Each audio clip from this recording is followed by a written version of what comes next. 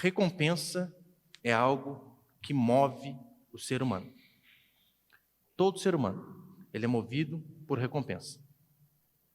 Nós trabalhamos o mês inteiro com o objetivo de, no final do mês, recebermos aquilo que é digno, aquilo que é correto, o fruto do nosso trabalho. Eu sei que, em relação a muitas coisas, você esperar recompensa é algo pecaminoso. Como, por exemplo, você ajudar uma pessoa esperando ser retribuído de volta. Porque Jesus nos ensina, quando ele vai falar assim, olha, quando vocês derem esmola, aquilo que a mão direita fizer, a esquerda esquece. Esse tipo de recompensa é errado. Todavia, há algumas recompensas que nós devemos ter em mente, na verdade, devem motivar a minha e a sua vida. Como, por exemplo, a recompensa que nós receberemos do Senhor quando no céu chegarmos. Porque assim, enquanto nós vivemos aqui, se nós queremos de fato ter uma vida mais tranquila, de um jeito que a gente não fique desanimado, triste, angustiado, nós devemos sempre lembrar que o Senhor nos prometeu que um dia Ele vai nos recompensar. Essa deve ser a motivação nossa para viver dia a dia. Vivemos aqui com os pés nesse mundo, todavia os nossos olhos sempre devem estar na eternidade. Porque pessoas que não vivem dessa forma, diante das injustiças desse mundo, como veremos no caso de Estevão, a pessoa desanima, se frustra, fica depressiva. Por vezes, a Bíblia vai dizer que nomes têm seus significados, lembra? Moisés, ele é tirado da água, e o nome dele, de fato, Moisés, significa tirado das águas. João Batista, aquele que batiza. O significado do nome Estevão é coroa, recompensa, coroa.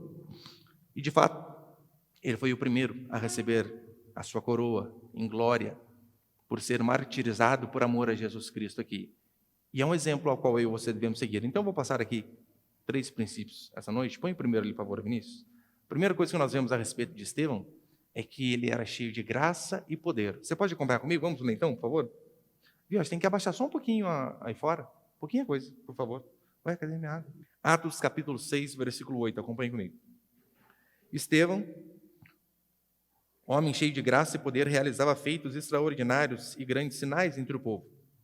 Levantaram-se, porém, alguns da chamada sinagoga dos libertos, dos sirineus, dos alexandrinos, da Cilícia, da Ásia, e começaram a discutir com Estevão, mas não podiam resistir à sabedoria e ao Espírito Santo com que ele falava. Verso 11.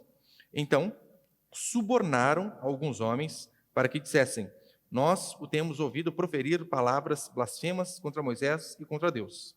E, incitando o povo, líderes religiosos e os escribas investiram contra ele, prenderam-no e lançaram-no e levaram-no ao sinédrio. Então, apresentaram falsas testemunhas que diziam: este homem não para de proferir palavras contra este santo lugar e contra a lei. Verso 14.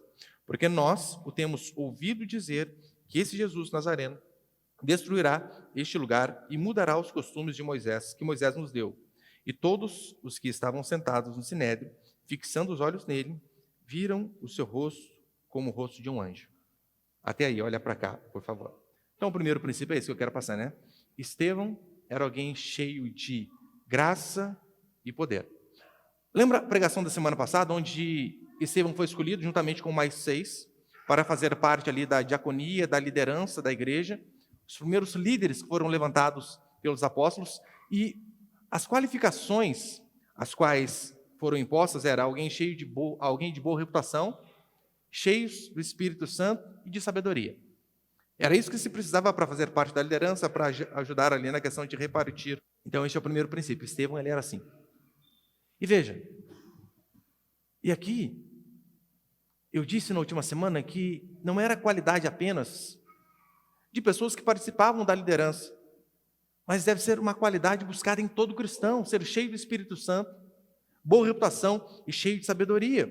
E a primeira coisa que é falado aqui no texto, como nós lemos aqui no versículo 8, Estevão, homem cheio de graça e de poder. Estevão, ele não se limitou a servir às mesas, ele de fato serviu em tudo que ele podia.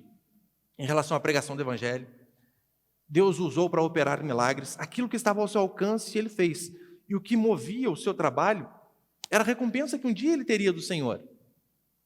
E o que fortalecia o seu trabalho era o caráter ilibado que ele tinha diante das pessoas. E uma das características deste homem era que ele era alguém cheio do Espírito Santo e, consequentemente, quando se é cheio do Espírito Santo, se é sábio. Porque eu e você, nós sempre seremos cheios de alguma coisa. Ou somos cheios de Deus, ou de nós mesmos. Ou somos cheios do Espírito Santo, ou somos cheios do diabo. Não há meio termo. Você precisa escolher daquilo que você se enche. E quando nós somos cheios de fé, é isso que vai fortalecer a minha e a sua vida enquanto estivermos aqui. Porque veremos, no capítulo 7, principalmente quando Estevão, de fato, ele é morto, assassinado. A única coisa capaz de sustentar o ser humano em dias de luta, em dias de tribulação, em dias de angústia, é se ele é alguém que tem fé. É se ele é alguém que consegue ver além aqui, desse plano natural ao qual nós vivemos. É por isso que em Hebreus, lembra, vai dizer que a fé é a certeza das coisas que se esperam e a convicção de fatos que se não veem. Essa é a definição de fé. Ou seja, a circunstância é ruim. O que você pode ver com seus olhos naturais não te agrada, mas ainda assim, pelos olhos da fé, você sabe, isso aqui é algo momentâneo. Isso aqui vai passar. Fé de que um dia seremos recompensados pelo Senhor. E é essa fé que faz eu e você enxergarmos além do natural. É por isso que o ímpio, diante, por exemplo, de uma calamidade, seja natural, diante de uma enfermidade, diante de uma notícia bombástica de um médico, de que, olha, não tem cura, acabou, chame os familiares, se despede, e esse é o fim. Os ímpios, diante de notícias assim, eles se desesperam. Nós, por mais que tenhamos as nossas dificuldades, a esperança e a fé é aquilo que nos sustenta. Foi isso que, de fato, ajudou Estevão a superar suas dificuldades. Porque, veremos, o ministério de Estevão foi extremamente curto. É falado sobre ele no capítulo 6, no capítulo 7, as pessoas o matam. Mas, ainda assim, alguém cheio de fé e de esperança. Ele é alguém que, de fato, exalava a graça de Deus. Porque não é isso que o texto diz? Cheio de graça e poder. Lembra que eu falei no último domingo? Que nós cristãos, fomos chamados para transmitir graça àqueles que estão ao nosso redor. E transmitir graça em todos os sentidos. Esses dias eu vi um pastor na rede social, e uma moça, acho que fez um comentário lá, o qual ele não gostou, porque quem se expõe tem que saber que, óbvio, vai receber comentários, talvez não goste. E eu lembro que a moça pegou e falou assim para ele, isso aqui que você fez é errado. A fúria dele escrevendo as coisas, as palavras, para uma mulher, foi algo de eu ler assim, falei, Deus do céu, como pode? Como pode alguém que é pastor responder de forma tão áspera, tão dura, desrespeitosa, literalmente? Porque uma coisa é você falar a verdade por vezes dói, muitas vezes dói. Só que há formas de se falar a verdade. Você não precisa ser duro, ignorante, para você falar a verdade. E eu lendo aquilo ali, eu disse, aqui não há graça. Aqui não é transmitido graça àqueles que leem. Esse texto eu usei semana passada, mas domingo passado, olha o que Paulo diz. Efésios, capítulo 4, versículo 29. Não saia da vossa boca nenhuma palavra torpe, e sim unicamente a que for boa para edificação, conforme a necessidade. E assim, transmita graça aos que os ouvem. Aquilo que nós falamos, escrevemos, a forma com que nós nos comportamos, a Escritura diz que deve transmitir graça àqueles que nos ouvem. E diz também que ele era alguém cheio do poder de Deus. Coisa que, por vezes, eu sempre cito aqui e vou continuar dizendo, talvez seja uma das grandes falhas de nós que somos reformados. Nós nos preocupamos tanto com aquilo que é essencial, que é a ortodoxia, que é a reta doutrina, e devemos nos preocupar com isso. Só que nos esquecemos do poder de Deus, do sobrenatural, e de que Deus continua fazendo grandes coisas, assim como fez na igreja primitiva. Ora, Estevão não era apóstolo. Estevão, ele foi alçado à posição de, como se fosse o diácono de hoje, os primeiros líderes ali, e Deus o usou poderosamente. Por quê? Não oraríamos para que Deus também use nossas vidas, para que o Senhor possa continuar fazendo aquilo que Ele fez no passado? Devemos sempre buscar o Senhor para que Ele possa fazer grandes coisas. Segundo, põe Ele, por favor. Segundo princípio, sofrimentos à semelhança de Cristo. É isso que nós vemos aqui na vida deste homem. Acompanhe comigo, versículo 11. Até um pouco mais adiante aí. Atos 6:11. Então, subornaram alguns homens para que dissessem: nós temos ouvido proferir palavras blasfemas contra Moisés e contra Deus. Verso 13. Então, apresentaram falsas testemunhas que diziam: este homem não para de proferir palavras contra este santo lugar e contra a lei, porque nós temos ouvido dizer que esse Jesus, o Nazareno, destruirá este lugar e mudará os costumes que Moisés nos deu. Você percebeu aqui que as mentiras que foram levantadas em relação a Estevão foram as mesmas mentiras que levantaram em relação a Jesus Cristo? A mesma coisa. Veja o grau de imitação que ele tinha de Jesus Cristo, a ponto de até as acusações que ele sofreu foram exatamente as mesmas. E a Escritura, ela já nos prepara para uma vida cristã difícil. Esse é o problema de muitos cristãos. Eles acham que assim que eles virem para a igreja, todos os problemas vão se acabar. Olha, que a enfermidade não vai nos bater a porta, que o luto não vai chegar às nossas vidas, que problemas não vão acontecer em nosso seio familiar. Isso é um engano. É um engano. E a Escritura, ela nos prepara o tempo todo para esse dia, para o dia difícil, para o dia de luta. E se nós seguirmos o caminho que Jesus seguiu, que Estevão seguiu, que os apóstolos, os demais discípulos seguiram, a possibilidade de fato termos como consequência aquilo que eles tiveram é enorme. Então Jesus Cristo, ele já vem e nos prepara.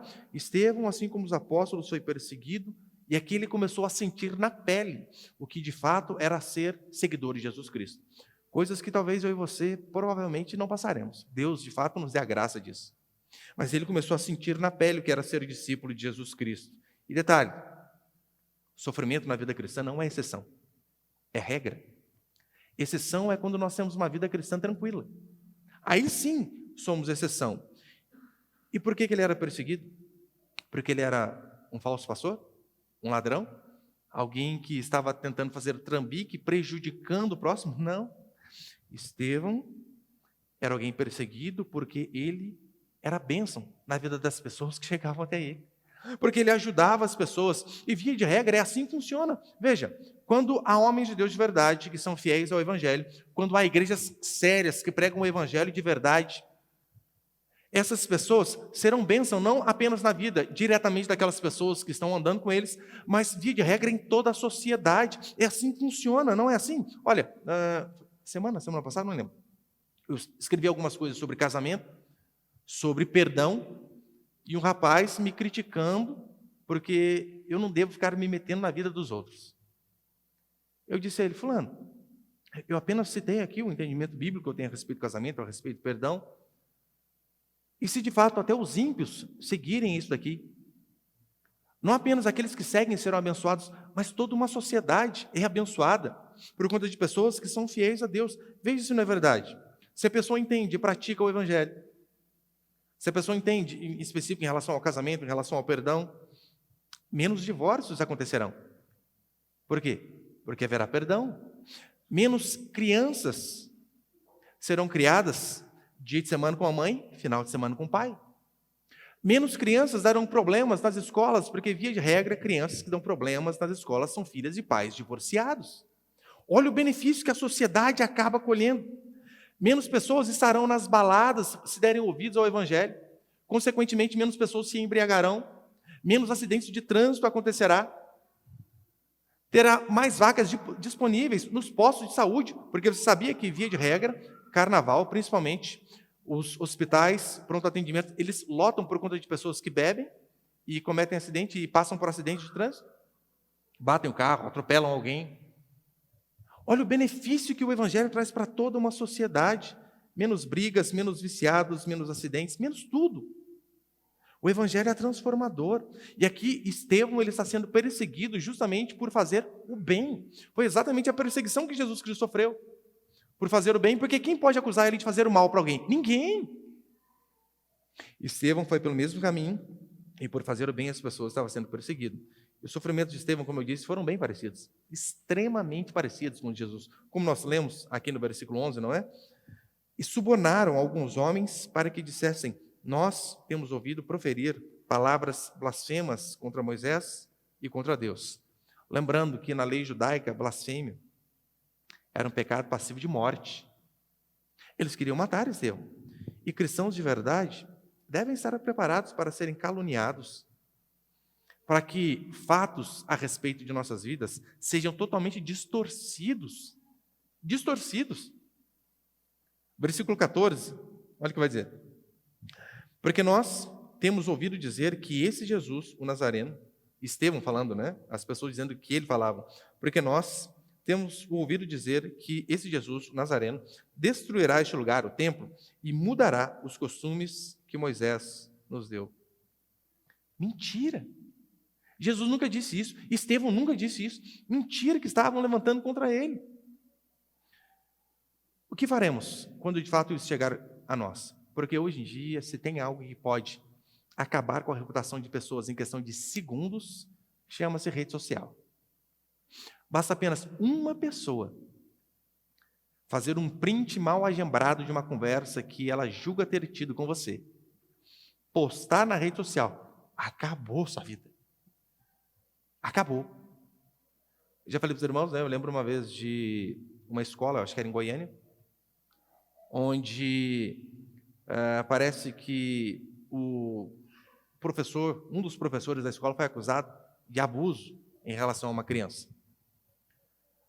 Essa matéria saiu no jornal um dia, no dia seguinte a escola fechou. Dia seguinte. O pessoal querendo apedrejar a escola, tirando os filhos da escola, e aquela bagunça toda. Semanas, meses mais tarde, descobriram que quem tentou abusar da criança não era ninguém da escola, não era professor, era o tio da van. O tio da van. Pergunta se a escola reabriu as portas. Acabou. Acabou. Olha o perigo que é quando as pessoas de fato tentam fazer o mal. Isso acontece conosco. Qual atitude nós devemos tomar? Talvez Mateus capítulo 5 tenha a melhor resposta para mim e para você. Bem-aventurados sois quando vos insultarem, perseguirem, mentindo, disserem todo mal contra vós por minha causa. Alegrai-vos e exultai, pois a vossa recompensa no céu é grande, porque assim perseguiram os profetas que viveram antes de vós. A recompensa onde é grande? No céu. Porque aqui pode ser que a gente colha e muito prejuízo. Por isso que o nosso olhar deve sempre estar na recompensa que virá do Senhor. Estevão foi um fiel seguidor, tão fiel que o tratamento que ele teve foi o mesmo. Contrataram testemunhas contra ele. Que aquilo que ele foi acusado foi a mesma coisa, sua condenação a mesma de Jesus Cristo. Blasfêmia. Blasfêmia. E nesse mundo caído, quase sempre você devemos lembrar que a verdade, na maioria das vezes, vai estar sempre na forca, sempre como alvo, enquanto que a mentira, quase que sempre, vai estar no trono. Basta olhar para o nosso país. Quem reina? São os mentirosos. Quem que se dá bem no trabalho? Aqueles que mentem, que usurpam o direito do outro. Mas não devemos desanimar por conta disso, porque eu sei que neste mundo caído, onde a mentira, onde aquilo que é perverso reina, isso é desanimador. Pode ser? Sim. Depende, óbvio que depende. Depende do ponto de vista que você tem. Como diz Paulo em 1 Coríntios capítulo 15, se a nossa esperança em Cristo se limita apenas a esta vida, somos os mais infelizes de todos os homens. Se você vê este mundo como o lugar da sua alegria, o lugar da sua felicidade, se você colocar toda a sua esperança em esposa, filho, filha, dinheiro, trabalho, fama, sucesso, você vai perceber que a sua alegria é vã, passageira, rapidinho vai embora. Mas se eu e você colocamos os olhos na recompensa que o Senhor está nos preparando, não aqui neste plano terreno, mas no plano celestial, é possível que mesmo em meio a perseguições, aflições, angústias, tribulações, a gente não desanime. Foi exatamente o que aconteceu aqui com Estevão. Exatamente. O que o fez permanecer firme nos dias de angústia, sendo perseguido de forma, o sinédrio, querendo matá-lo simplesmente por prazer, o que o fez permanecer firme, de fato, foi a sua fé e a esperança que ele tinha na recompensa. E terceiro e último para encerrar, põe ele, por favor.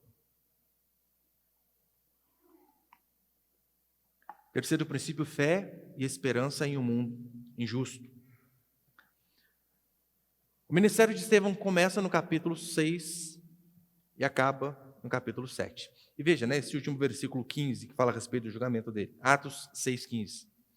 E todos os que estavam sentados no sinédrio, fixando os olhos nele, viram que o seu rosto era como de um anjo. Você precisa primeiro aqui entender qual que era a situação ali. Não sei se você já participou de algum julgamento, algum tipo de júri popular. Eu nunca fui. Eu fui uma vez ser testemunha de um irmão que tinha sofrido acidente. E não era nem um julgamento em si, né? Mas estava de frente do juiz ali para ouvir ambas as partes. E eu lembro que o irmão falou assim: pastor, é só o senhor ir e falar o que o senhor viu. Eu falei: joia. Estava eu passando na rua, vi um buraco, você caiu no buraco. Só. Isso que eu vi. E eu lembro que eu fui, advogado de acusação, advogado de defesa, eu sentei. Primeira coisa que a moça auxiliar do juiz disse para mim: você promete falar a verdade, sempre a verdade, nada mais que a verdade. Aí já deu uma tremedeira em mim na hora. Ai, meu Deus do céu. Porque para a gente é normal falar a verdade. É o comum que se espera que o cristão ele sempre seja verdadeiro. Mas na hora que eu fui indagado ali, diante de um homem de capa preta ali, mas deu uma tremedeira, um suador, eu falei: não, já vai pensar que eu estou mentindo, só falta. Já era. Só fui testemunha. Agora imagina Estevão. Estevão estava em pé, né, diante de um semicírculo, ali com se fossem, né, os assentos um pouco mais altos, com inúmeras pessoas sedentas por sangue, aquelas mesmas pessoas que mataram o seu mestre, estavam ali nem um pouco preocupados com a verdade. A última coisa que aquelas pessoas queriam saber era a verdade. Elas queriam apenas ver Estevão morto. Ele sabia que a sua chance de absolvição era zero, nulo, nenhuma. O que Estevão fez? Se desesperou, puxou os cabelos, tomou um remedinho para que ele pudesse ser curado da ansiedade? Não. Diz a Escritura que as pessoas olhavam para ele, e mesmo numa situação adversa, de tensão, sabendo que a morte estava diante dele, as pessoas o viam como o rosto de anjo. É bem provável que quem fez esse relato a Lucas foi Paulo, porque Paulo nessa época ainda era Saulo, um perseguidor voraz da igreja, e ele mesmo diz em Atos 22 que ele estava no dia da morte de Estevão. Acho que eu coloquei ali, põe ali, por favor. Atos 22, 20, olha o que a Escritura vai dizer. Paulo dizendo: quando se derramava o sangue de Estevão, tua testemunha, eu também estava presente, consentia nisso e até guardei as vestes dos que o matavam. Paulo estava ali diante. Portanto, neste mundo caído, onde a verdade quase sempre está no banco dos réus e quase sempre é condenada, eu e você não devemos esperar uma justiça plena aqui. Não devemos. Se você tem isso em mente, você não consegue desanimar, nem mesmo com a situação do nosso país. Porque se tem algo que não existe no nosso país, se chama justiça. Por mais que sim, tenhamos nomes, Ministério da Justiça, Ministro da Justiça, temos Judiciário, temos Suprema Corte, algo que não existe é justiça. Lembra, dia 8 de janeiro agora, fez um ano dos atos antidemocráticos, e até hoje, as senhoras, mães de família, senhores com comorbidades, que estão presos por conta de serem acusados de atentarem contra a democracia. Eu não estou defendendo aqui aquelas pessoas que entraram em prédios públicos, vandalizaram, quebraram as coisas. Todas essas pessoas devem pagar de forma justa o prejuízo que deram ao Estado. Mas nós sabemos que o tratamento que se dá a algumas pessoas não é o mesmo que se dá a outras. Quer um exemplo? Põe ali, por favor. STJ solta chefe do PCC por considerar a abordagem da PM legal. Policiais e promotores reagem. STJ solta chefe do PCC porque os PMs o abordaram de uma forma muito rude, firme. Esse é o país ao qual vivemos. Põe a próxima. Líder do PCC é solto um dia após ser preso. Ele é acusado de matar um agente penitenciário em 2009. Líder do PCC é solto um dia após ser preso. Esta é a justiça que nós temos em nosso país. E eu não sei quantos viram essa semana, uma juíza aí que viralizou, que chega um bandido diante dela para ser julgado, bandido. Então ela disse: ô, senhor fulano, estou vendo que o senhor está com frio. Por favor, algum policial aí, traga uma blusa para o senhor aqui. O policial pega uma blusa, não sei de onde, vem, coloca nas costas do bandido que está sendo julgado. Aí o bandido já fica com a cara de coitado, né? O senhor quer um cafezinho? Não estou exagerando, não é força, não é figura de linguagem, estou falando de forma literal. Uma juíza ofereceu coberta, abrigo, jaqueta e cafezinho para um bandido que estava sendo julgado. É por isso que, se nós olharmos aqui, para o mundo ao qual vivemos, para o país ao qual vivemos, e acharmos que a justiça vai ser feita aqui, a gente vai se desanimar de forma absurda, E o que nós devemos fazer, então, para não desanimar e nem desistir? É saber de que, ainda que vivamos em um mundo corrompido, podre, onde o maligno quase sempre se sobressai, onde os corruptos quase sempre conseguem riquezas, coisas que, trabalhando de forma honesta, nós jamais conseguiríamos. A única coisa possível para que nós não venhamos a desanimar nem desistir é saber que um dia seremos recompensados, não pelos homens, não pelas pessoas aqui, mas seremos recompensados pelo Senhor. Como diz Paulo, põe ele, por favor, para encerrar. 2 Timóteo capítulo 4, versículo 8, Paulo diz assim: já agora a coroa da justiça me está guardada, a qual o Senhor, reto juiz, me dará naquele dia. E não somente a mim, mas também a todos quantos amam a sua vinda. E Paulo diz isto antes de morrer. Paulo sabia que dali a poucos instantes um algoz viria a passos lentos chamar o prisioneiro Paulo, levá-lo para fora, e então ele perderia a cabeça. E mesmo em uma prisão insalubre, gélida, mesmo sabendo que a morte estava diante dele, Paulo consegue dizer que, olha, já agora a coroa da justiça me está guardada. Justiça diante do Senhor. Assim como Estevão, coroa, recebeu a dele, Paulo sabia: a minha eu vou receber das mãos do Senhor. Essa é a única forma de eu e você não vivermos desanimados, tristes, angustiados e depressivos aqui neste mundo. Saber que um dia o nosso Deus vai nos recompensar por cada banheiro da igreja que você lavou, por cada irmã que você ajudou, por cada pessoa que você deu os seus ouvidos, por tudo aquilo que você fez de bem para o próximo, por tudo aquilo que você fez para o progresso do Evangelho. Saber que um dia a nossa recompensa virá do Senhor. É isso que deve sustentar a minha e a sua vida. Amém, meus irmãos?